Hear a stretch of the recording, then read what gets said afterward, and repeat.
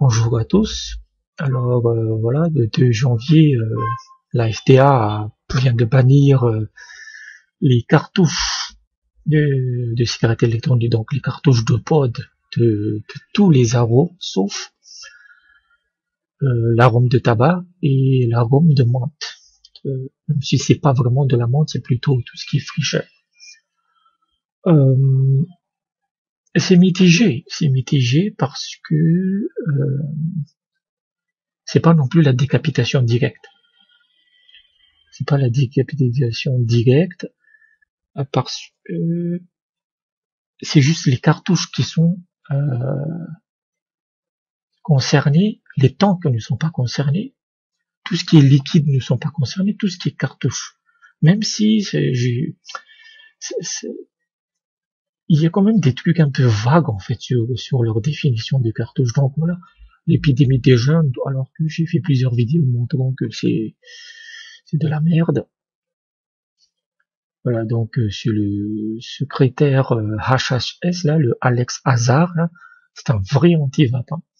Donc c'est voilà, tout est interdit sauf l'arôme de tabac et de menthe. Toc toc toc, voilà, donc c'est le communiqué, je vous le mettrai. Hein. On a aussi le Tobacco 21 là, voilà, le truc à 21. Seuls ceux qui ont plus de 21 ans pourront acheter les cigarettes électroniques. Ta, ta, ta, ta, ta. Donc voilà, ça c'est les études qu'ils montrent. Il y aurait 5 millions d'adolescents, middle school et école élémentaire et lycée, qui sont des utilisateurs de cigarettes électroniques. Ces chiffres sont assez exagérés parce que, en totalité, on aurait 10 à 15 millions de vapoteurs aux États-Unis, adultes compris. Donc, je sais pas, tac, tac, tac. Voilà. Et ça, c'est leur calcul à la con, là, les 1,6 million versus utiliser le produit fréquemment. Oui, mais si une fois les 20 derniers jours, une fois tous les 30 derniers jours, juste pour tester, ça veut bien dire. Euh, donc c'est pas non plus, comme ça je le dis, c'est pas la décapitation. Donc la FDA donne 30 jours à tous les vendeurs, les fabricants, les boutiques, les sites pour dégager ces cartouches des étagères, tout ce qui est arôme et ça aussi pour empêcher que les mineurs y accèdent. En sachant qu'on pourrait croire que c'est la fin des pods. Mais déjà, les pods sont déjà bien terminés parce que le marché a été saturé et que les gens en ont marre. Non, c'est pas ça. C'est pas le pod qui est visé, c'est le liquide à l'intérieur. Le seul problème, c'est ça qui m'inquiète un peu.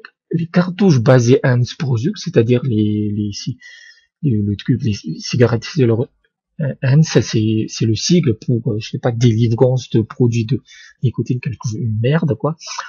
Donc, qui implique tous les cartouches sont bannis, qui implique une cartouche ou un pod qui contient un liquide qui doit être vaporisé.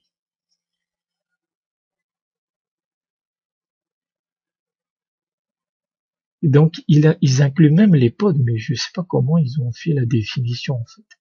Voilà. Pour les raisons de cette politique, une cartouche ou un pod est n'importe quelle unité fermée, en closed unité fermée, qui est verrouillée ou non. Alors je me demande, qu'est-ce qu'on fait des IO, les cartouches comme les Tixpot que j'ai avec les cartouches remplaçables, où tu peux mettre les liquides que tu veux. Est-ce que ça c'est interdit? Bon.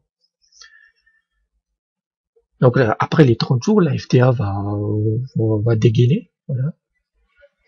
Donc après c'est du blabla. C'est du blabla. Donc c'est pas aussi radical qu'on pourrait imaginer, mais le communiqué montre également que ça c'est juste le début.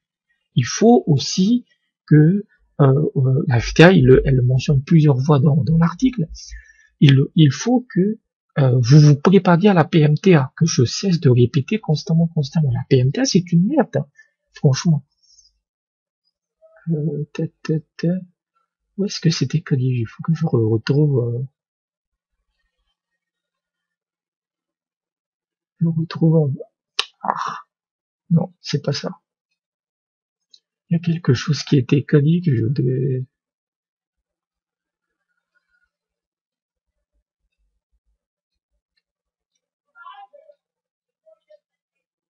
Donc ça, ouais, 2016.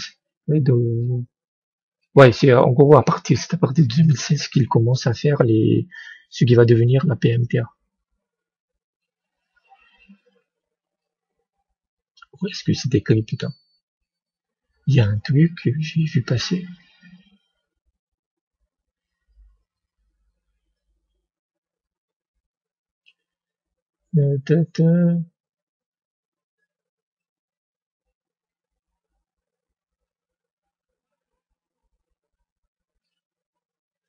Ah, mais gros, ce qu'il dit, en fait, c'est qu'il y a la PMTA qui va passer en 2020, en mai 2020, et actuellement, il n'y a aucun produit de cigarette électronique, quel qu'il soit, tank, box, pod, tout ce que tu veux, qui ait été approuvé. Et donc, il les dit, c'est pour ça que j'arrive pas à le trouver, putain. Il dit, après cette date, tous les produits sont illégaux.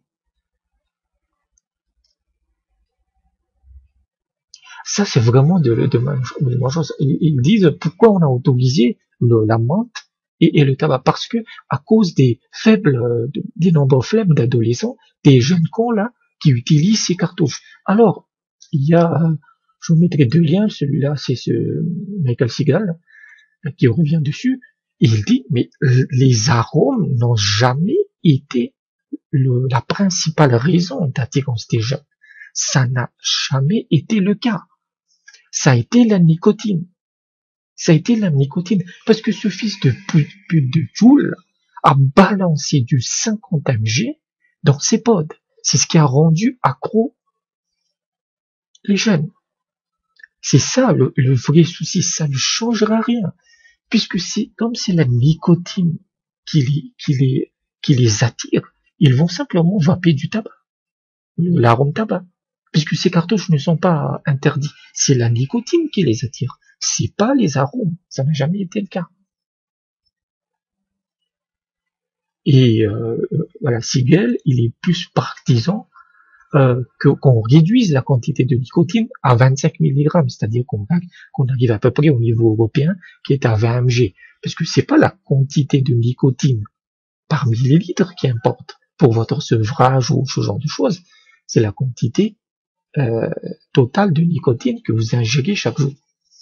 Donc les mecs ils disent ouais moi je suis à 3, j'ai réussi. Non, si tu vas 30 ml à 3 mg, tu es 80 mg quoi. Donc voilà, c'était une petite vidéo de réaction.